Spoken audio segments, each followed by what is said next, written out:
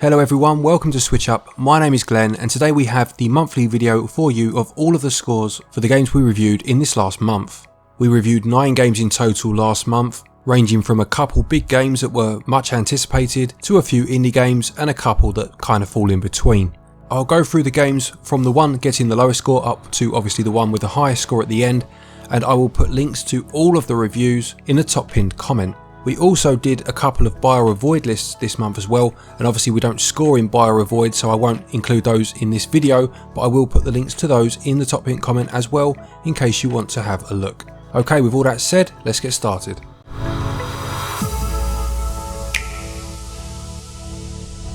Okay, our lowest scoring review for the month then was actually the first review of the month, strangely enough, and this was Disaster Report 4. Now this game has had a very strange development history. It was actually due to come out in 2011 for the PlayStation 3 but was subsequently cancelled owing to the subject matter being about earthquakes, and there was a real life earthquake and tsunami in Japan at that time. This is a strange game because the premise is actually very interesting. As I mentioned, there has been an earthquake and you take on the role of one of the survivors as you try to make your way out of the city, assisting other people as you go along should you wish to, or you could be quite selfish and just try and save yourself. The problem is the gameplay mechanics are incredibly clunky and quite old school, and some of it just hasn't aged very well at all. The frame rate is particularly bad and the walking speed of the main character is little over a crawl, which does make the game quite tedious at times. Now having said that, it's one of those games that if you can forgive a few flaws, then it is still quite enjoyable to play, especially because of that unique premise. The problem again is though it's just so expensive, coming in at about £54. It's just too hard to ignore so many flaws when you're paying so much money, unfortunately, and the game scored 62%.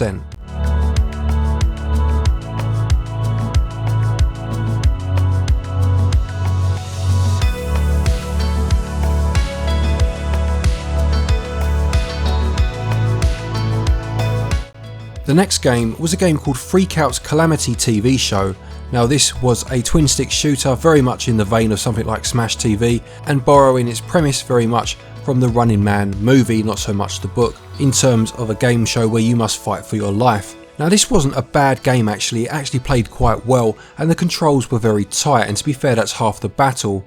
The problem was again there were frame rate issues, quite bad stutter at times which really did let the game down. It was all just a little bit bland as well, not the most interesting game to look at, but to be fair it also cost only about £9. Now I do enjoy twin stick shooters and this is the sort of game I'd happily pick up and play for a good 10-15 minutes before moving on to something else, and if that's all you're looking for you may still find enjoyment here, especially if it gets a patch, and this fun but flawed ethos was reflected in the score of 68%.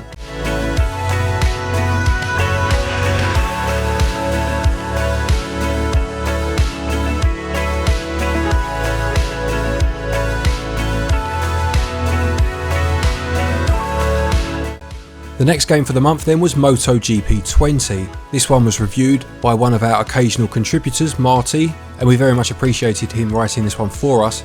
Now MotoGP 20 I believe is the third of its series on the Switch already, following 18 and 19, and again isn't a bad game by any means. It has a very comprehensive career mode which fans of the sport will I'm sure absolutely love. It is quite overwhelming for newcomers or anyone interested in getting into the sport and doesn't really explain too much, which is unfortunate. Visually, the game doesn't look great on the Switch. Now these games always get a day one patch and this one was no different, so it may well be that it looks a lot better now, and there were some frame rate issues, especially when your bike was in the middle of a pack on the road, with it potentially dropping into the high teens at these times.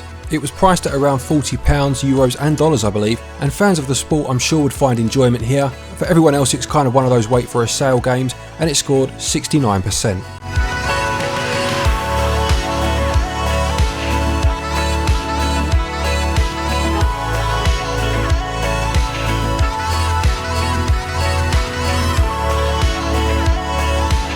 Next then we had one of the more recent reviews. This was a game called Moving Out, published by Team 17. This was quite an interesting premise, playing best as a co-op game in the vein of something like Overcooked, where you have to really rely on your partner because between you have to get through the level. There needs to be a lot of communication between you as you play, otherwise you're never going to succeed, and it will no doubt cause a few arguments in households at the same time. It's physics based as well. It sees you trying to move furniture as a removals team, trying to get the furniture into the van, and to be fair, the game's quite a lot of fun. It has a lovely humour and charm about it as well. I played a fair bit of this one in co-op with my wife for the review, and have played a bunch of it since then with my daughter, and she very much enjoys it, and overall it got 73%.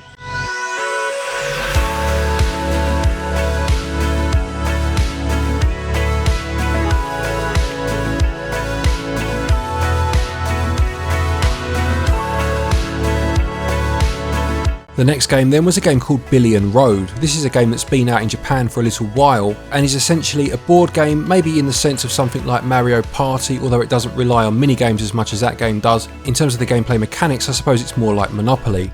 You basically go around Japan buying up various businesses across the various cities, all the while being attacked by monsters, and this is the interesting part of the game. You can decide to fight the monsters, all of you chipping in to try and defeat this threat, or you could be quite selfish and just get about your business and try and acquire more property. This is another game that I've played a fair bit of after review, which is always a good sign, and another one that my daughter and my wife really enjoy. It's on the slightly more expensive side, and there's no Western physical release as of yet, which is a shame, but even so, this scored 80%.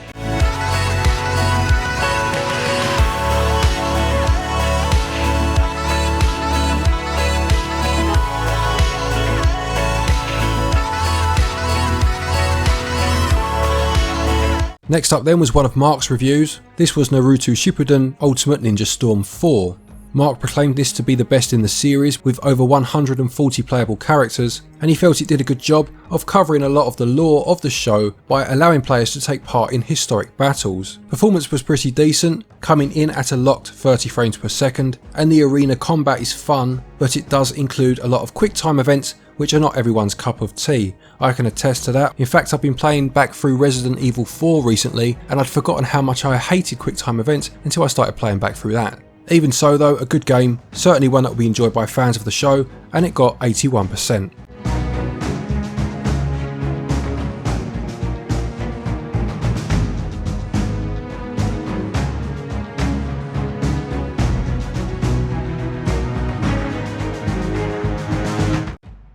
Next in was another one of my reviews. This was called the Sunless Sea, and this was the Submarina edition. This was quite an interesting game. It merged classic text-based adventure games with roguelite elements as well. Now, it wasn't a straight roguelite by any means, but it did have the familiar tropes of permadeath, a bit of random generation in terms of the game world, and also carrying over skills into a next run to potentially make it a bit easier. This is set in an alternate Victorian London, where London has actually submerged into the sea, and you have to create a captain and then take charge of a ship, setting your own end goal. It could be for fame and fortune, or just to try and discover the rest of the world, making sure that your crew have enough food and your vessel has enough fuel to get around. If not, things can go very bad very quickly. Your crew could turn to cannibalism, for example.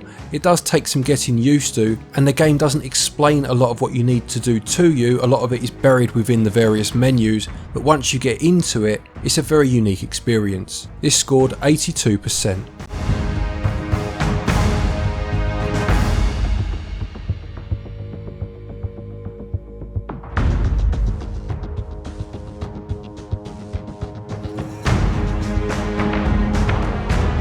Okay, that was the third highest scoring game for the month, and the second placed game is a big hitter here. It's Trials of Mana. This of course is a remake of Seiken Densetsu 3, a game that never released outside of Japan back in the day on the Super Nintendo or the Super Famicom of course, but is a part of the Mana collection which is available on the Switch now. This remake is very faithful to that original game, but feels fresh at the same time because of a new combat system. Performance is good and the visuals are quite eye-catching. There are a lot of nods to the older game in terms of some of the characters that come up, which gives it that charm that you would like to see. And there's also a nice class shifting mechanic about halfway through the game, adding new classes and abilities to the mix.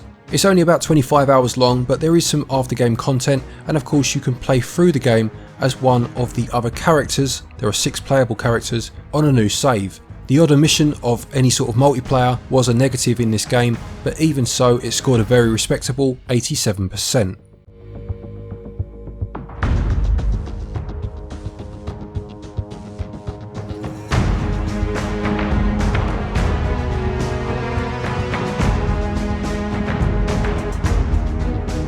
And the final game for the month then, the highest scoring review of the month, One of my ones this one, and one that I've been waiting for quite a while. This was of course Streets of Rage 4. Now, being a huge fan of beat 'em ups in and of themselves, but the Streets of Rage series as well, I was hoping and praying that this one would come through, and it most certainly did that. The hand-drawn art style that's replaced the sprites of old comes across beautifully. The music is most certainly up there with the games of the past. Yuzo Koshiro of course did contribute to this soundtrack as well, amongst others. And the gameplay is just that classic, fun, simple but highly addictive gameplay of old that still carries so well to this day. I finished this game and went straight back into the newly unlocked stage select and just started playing it again.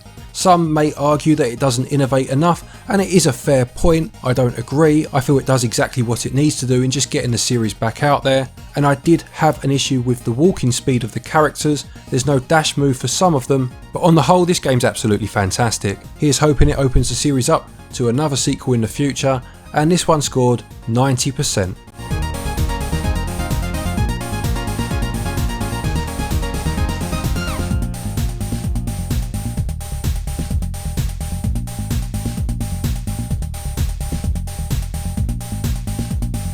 So there you have it, there's every game we reviewed in the month of April. Did you pick any of these games up? What did you think of them? Are there any that you're tempted by? Don't forget the links to the reviews are in that top pinned comment, and do check out the buy and avoids while you're down there as well for our views on a few more games. A quick thank you to our Patreons as always for your continued support, and to each and every one of you for watching our videos. Take care, stay safe, and until next time, happy gaming.